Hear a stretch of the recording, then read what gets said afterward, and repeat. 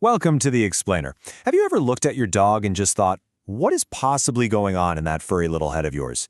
If you have, you are definitely in the right place. Today, we're going to try and decode the canine mind to help you build a truly incredible bond with your best friend. You know, most of us think about dog training as just commands and obedience, right? Sit, stay, come. But what if that's the completely wrong way to look at it? What if the real secret is learning to speak their language instead of just forcing them to learn ours?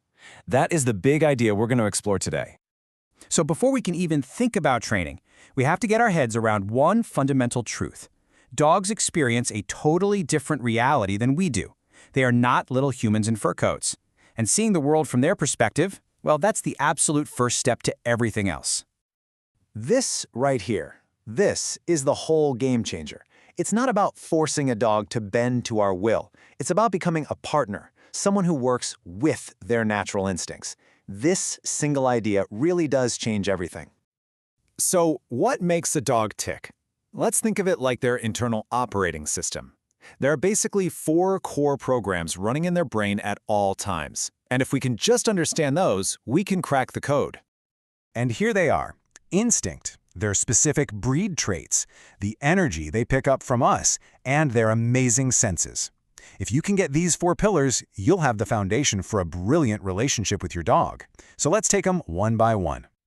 First off, and this is so important, dogs live entirely in the present moment. They're not dwelling on the past or planning for the future. This means yelling at your dog for chewing up a shoe an hour ago is completely pointless. They have no idea what you're talking about. Corrections have to happen right as the mistake is happening for them to make any connection. Second, dogs really see themselves through the lens of their breed. A beagle with his nose to the ground isn't being stubborn, he's hunting. That's his job. A husky that pulls on the leash isn't trying to misbehave. That is what they were literally bred to do.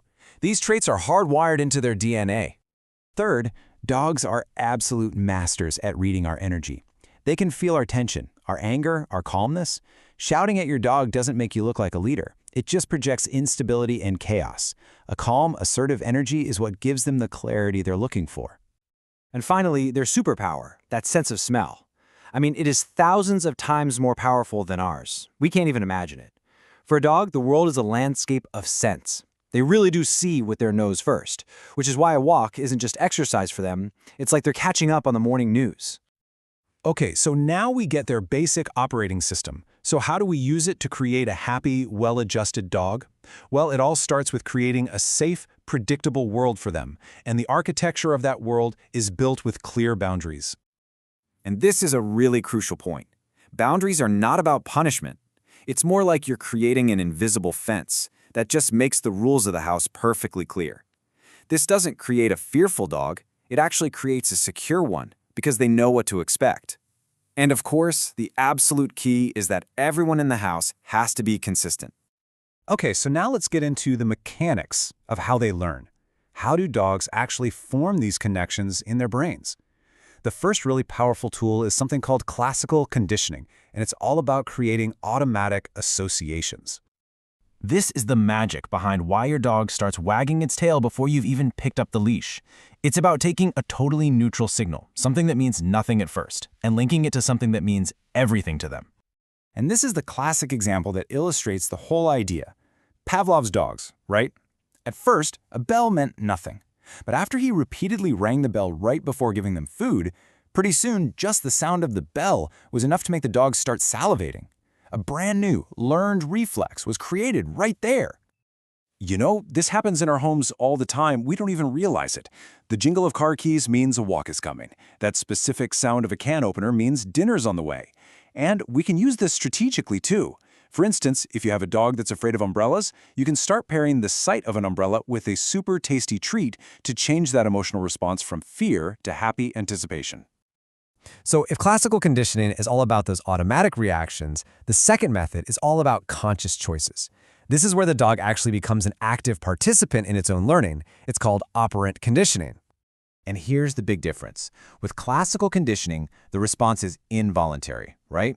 The dog can't help but salivate.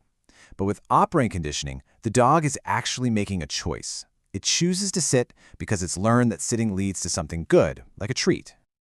This chart breaks it down perfectly, but it's simpler than it looks. Positive just means you add something, and negative means you take something away. So adding a treat when your dog sits, that's positive reinforcement. But what about when your dog jumps on you?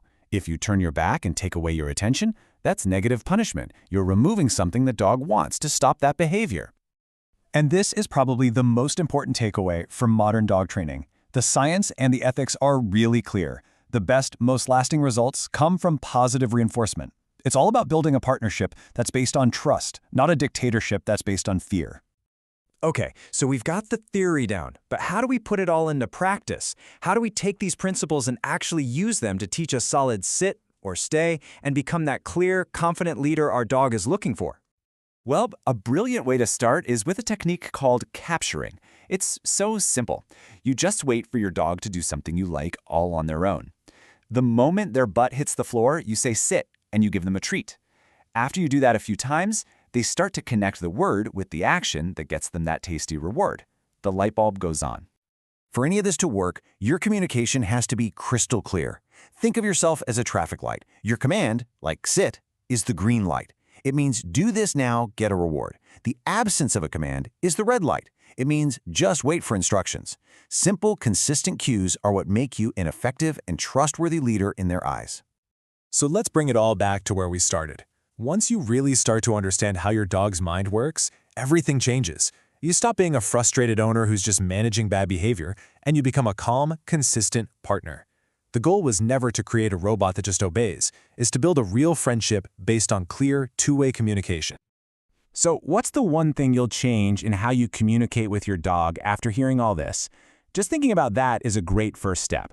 Thanks for joining us on The Explainer.